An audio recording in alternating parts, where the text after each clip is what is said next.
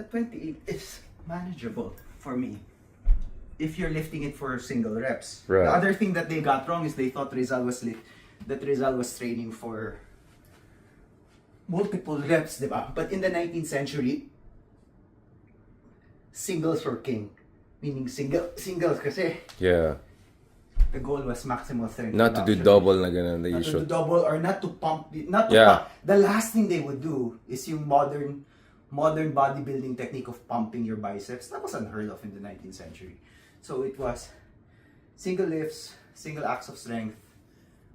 Much of it done in the circus or in the privacy of the gymnasiums, where the goal was not to flex but to just lift heavier because it was a craft. It was something you dedicated. So who are the yourself people to. who propagated the whole idea that Rizal was overcompensating? First with his biographers, right? Was Yeah, it sila Retana and Yun nga, yung si Angel Anden.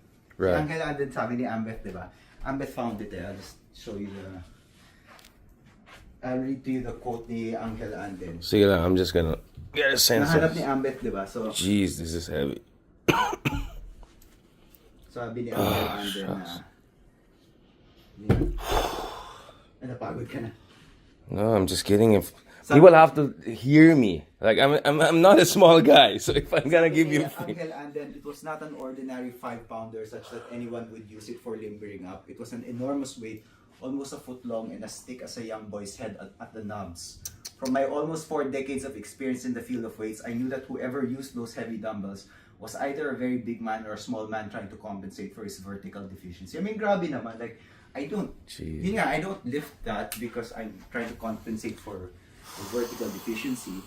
Yeah. I lift that weight because, actually this year, Richard, yung commitment ko is, I lift these weights para every time may makita akong lola sa airport, ako magkakarga ng maleta niya. So, I lift that weight so that that's 28 kilograms. So, ano yan, roughly. Dude, that's diba? hard, man. That's roughly, a heavy maleta, diba? I want people to feel like Overweight na yan sa pal. Diba? My Overweight goodness, na yan. I know, bro. Whoa. So if I can lift that, I know that I can help a lola na may overweight na maleta sa pal. Diba? So that's why we do it. It's not toxic, it's not insecurity, it's civics. Yeah. It's really civics. But I mean, my counter argument, not my counter argument, my complementary point would be, everyone starts with some security. I mean, for instance, I used to be a skinny kid, and then I was surrounded by giant cousins, both vertically and horizontal. So for me, I started 17, 18 pa lang nagganon, and then initially overcompensating, bulk up ako ng so much and all. But over time, I realized it's not really about that. There's so many other factors, and as you grow older, you look for health, you look for performance. So it's possible he started that way. But the other point I would raise, Lelo, is maybe nowadays in our culture, it's because you can wear t-shirt and go out and flex the triceps and all. Back in the day, they were wearing European clothing and all. So I'm saying, like, it wouldn't pay off so much to have big body because hindi mo rin naman mapakita yan. So probably Rizal had other ways of flexing. So for instance, Hindi naman liliit ang katawan mo with strength lifting, of course. Sure. There are still hypertrophy gains. Hypertrophy meaning lumalaki Yeah. with lifting heavy. But of course, it's not as efficient kung gusto mong pamacho. The most efficient way to get macho is to lift like a bodybuilder. But did they have that kind of culture of Bodybuilding is a modern phenomenon. Yeah, I don't think it was Bodybuilding meaning the sport where you cultivate a particular muscular look and you're judged based on the symmetry, the size of your muscles, diba? That's how we define bodybuilding. Many people think kasi bodybuilding is lifting weights. No, bodybuilding is this sport where you cultivate your muscles so that they have size and they have symmetry. So that's the Arnold Schwarzenegger. It's an aesthetic sport, right? So bodybuilding is largely a 20th century phenomenon. Prior to that, people were doing circus lifts. People were doing what we would now call the power lifts, or at that time they would call them odd lifts.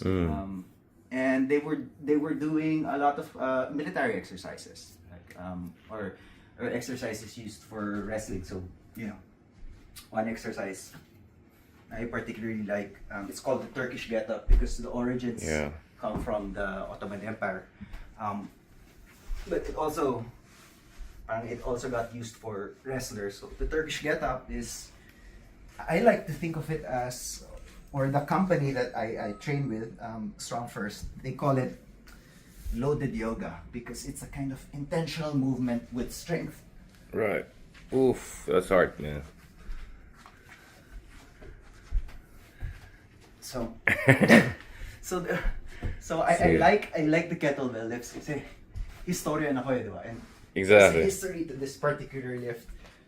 That's How many kilos is that? This is 20. Jeez, man, that's hard. Yeah. Dude. Hindi magaan lang.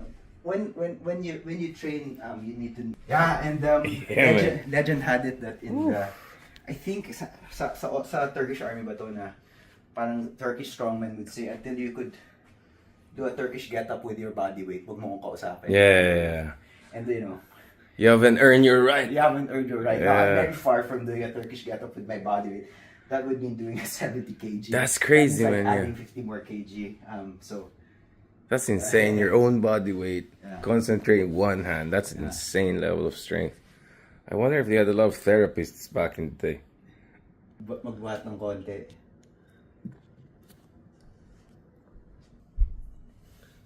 So how's this, man? Sige, I'll start you off with the 16, Richard. Yeah, let's go basics, man. 16 kilogram. Let's just do a very straightforward overhead press with the kettlebell. Straightforward, up and down. Okay, so follow me. I want you to be maybe ano. Likot mo. The stress one. One foot away from the barbell, from the kettlebell. 1 foot. Remove your shoes so you can feel the ground. I want you to feel the ground. Okay. So Para mag-connect talaga tayo sa ground. We need the feet to connect with the ground. So I want you to take the handle like this. right hand. Okay. Pistol grip it underneath.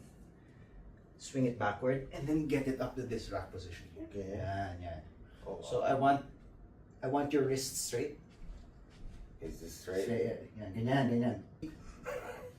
Ilabas mo ng konti para hindi so instead of this, ilabas mo ng konti para The pressure is distributed. Okay. Now, I want you to tighten your lats, tighten your butt, tighten your stomach, and then grip with the other hand. Grip here, double grip. And then from that really tight position, press it up. Yeah, Down. Woo! Yes! Sige. Wow, man. Yeah. What we were trying to do was, with you. Shucks, man. It's This hard. kind of strength training is skill-based. Wow, bro. Strength is a skill. Bro, what was that? Jeez, ang hirap pala niya, no? You get in the right position and all that.